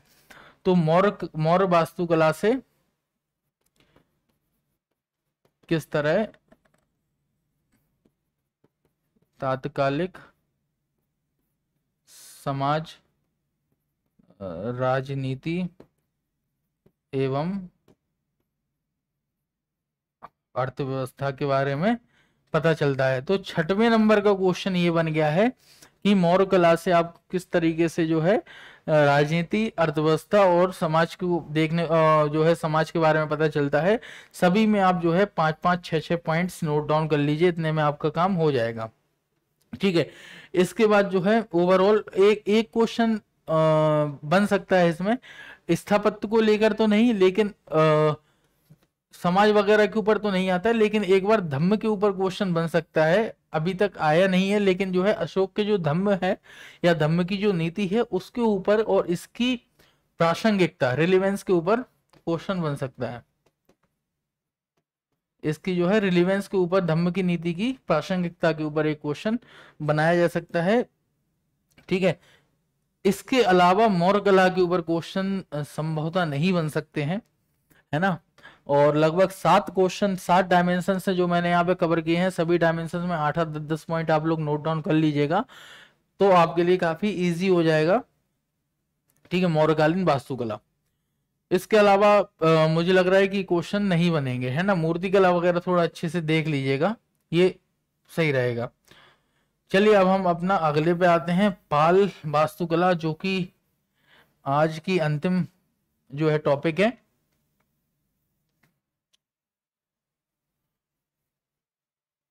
ठीक है, तो अब हम लोग बात करते हैं पाल वास्तुकला के ऊपर।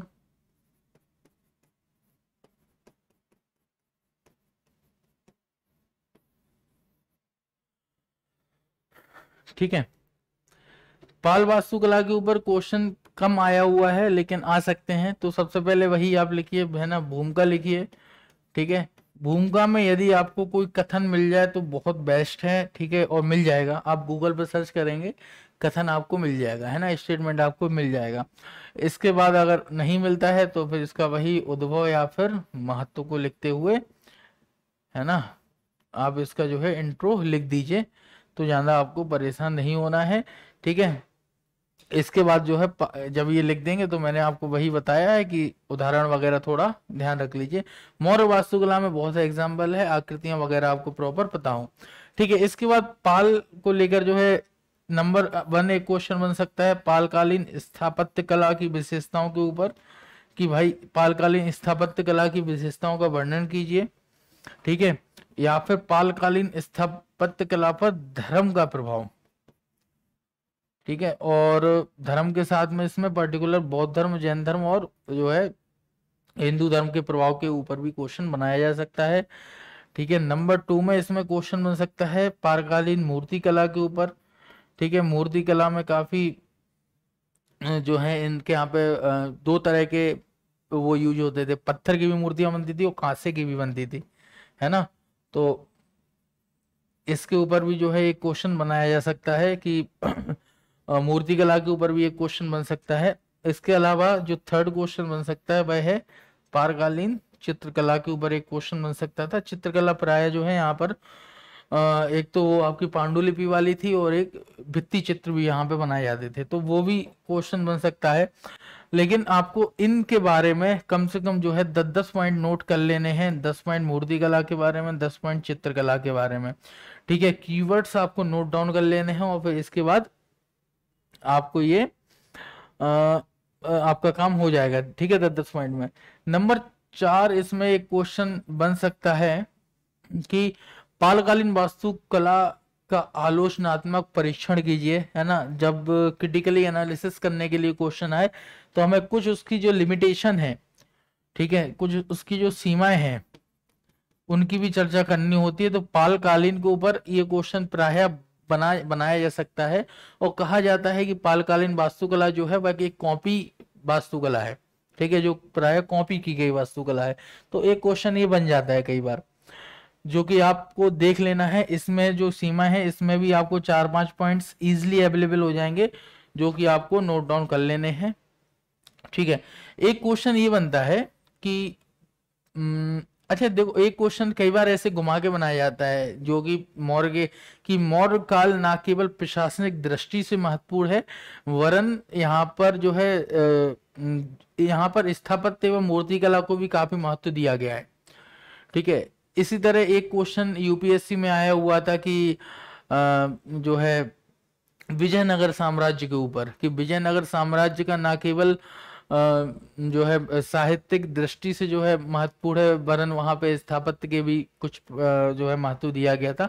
तो इस तरह के क्वेश्चन बनते हैं। इसी तरह एक क्वेश्चन बन सकता है पाल वास्तुकला को लेकर, कि पाल कालीन शासक ना केवल राजनीतिक और आर्थिक दृष्टिकोण से जो है महत्वपूर्ण था, या फिर बल्कि वहां पर स्थापत्य को भी विशेष तरह से जो है प्रगतिशील या फिर विशेष तरह से बल दिया गया था। ये तो इसमें देखो होता क्या है ना, कई स्टूडेंट क्या करते हैं कि उसकी जो राजनीति और वो पूछा गया ना, उसको बिल्कुल इग्नोर करते हुए केवल स्थापत्य के बारे में लिख देते हैं।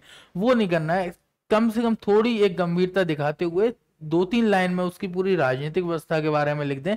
क्योंकि जब क्वेश्चन में दे रहा है कि भाई राजनीतिक दृष्टि से जो है सुदृढ़ था या राजनीतिक दृष्टि से काफी महत्वपूर्ण था, तो कम से कम 2-3 पॉइंट्स उसकी राजनीतिक जो वहां की जो संरचना है उसके बारे में लिख दें, और फिर इसके बाद जो है फिर आप आगे बढ़े।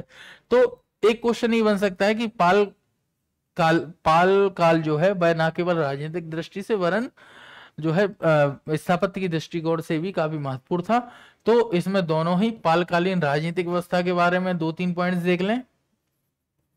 ठीक है, और साथ में स्थापत्य के बारे में तो आपने यहाँ पे देख ही लिया है ना। पॉइंट्स कोशिश करिए रिपीटेशन ना हो पॉइंट्स का, है ना, क्योंकि कई बार क्या होगा कि पॉइंट्स का रिपीटेशन होगा, तो वो पॉइंट्स आप याद करिए, है ना, और कहीं पर भी यूज कर सकते हैं। ऐसा नहीं हर चीज के लिए अलग अलग एग्जाम्पल या अलग अलग वो आपको याद करने होंगे। कई एक एग्जाम्पल आप कई चीजों में यूज कर सकते हैं ना, तो वो कोशिश करिए। ठीक है, एक क्वेश्चन यूपीएससी में आया हुआ था कि बौद्ध धर्म के जो है उसके लिए प्रगति के लिए पाल काल का महत्व बताइए। तो ये जो है बेसिकली मैंने यहाँ पे आपको धर्म का प्रभाव इसके स्थापत्य बताया है। पर्टिकुलर बौद्ध धर्म की प्रगति के लिए पाल कालीन महत्व जो है इसके ऊपर एक क्वेश्चन आया हुआ था। तो बौद्ध धर्म से जोड़ते हुए पाल काल आपको देख लेना है। जब ये देखेंगे ना तो यहीं पे वो चीज भी आप नोट डाउन कर लेंगे। ठीक है, तो ये चीज हो गई है। पाल का प्रशासनिक महत्व के ऊपर क्वेश्चन नहीं बनेगा, या बनेगा भी तो स्थापत्य को जोड़ते हुए बनता है प्राय।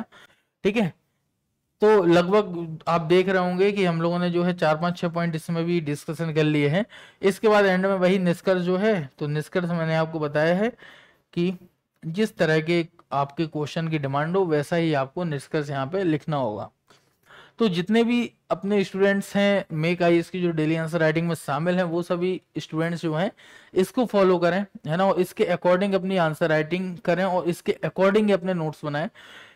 देखो स्टार्टिंग में टफ होगा, है ना, स्टार्टिंग में सभी के लिए टफ होगा डेफिनेटली, क्योंकि इसके पहले हो सकता है इतने डायमेंशंस आपने कवर ना किए हो। लेकिन होता क्या है कि अगर मान लीजिए आपको किसी भी डायमेंशंस के ऊपर बहुत अच्छे से 6-7 पॉइंट्स भी पता है ना, तो आपका आंसर बहुत अच्छा हो जाता है उतने में। तो कोशिश ये करनी है कि आपको लगभग सारी जो है डायमेंशंस में 6-7 पॉइंट्स पता हो, जिससे आप वहां पे कंटेंट आपका पता हो। साथ में इनरिचमेंट का विशेष ध्यान देना है, एग्जाम्पल का विशेष ध्यान है, आर्ट एंड कल्चर में विशेष महत्व है, आकृतियां वगैरह जो है वो भी आपको प्रॉपर पता हो। ठीक है, इसका विशेष ध्यान देना है। बाकी हम लोग मिलते हैं कल की वीडियो में। कल जो है टेस्ट नंबर 2 के जितने भी हमारे टॉपिक्स होंगे, है ना, उनके ऊपर हम लोग डिस्कशन करेंगे। Thank you.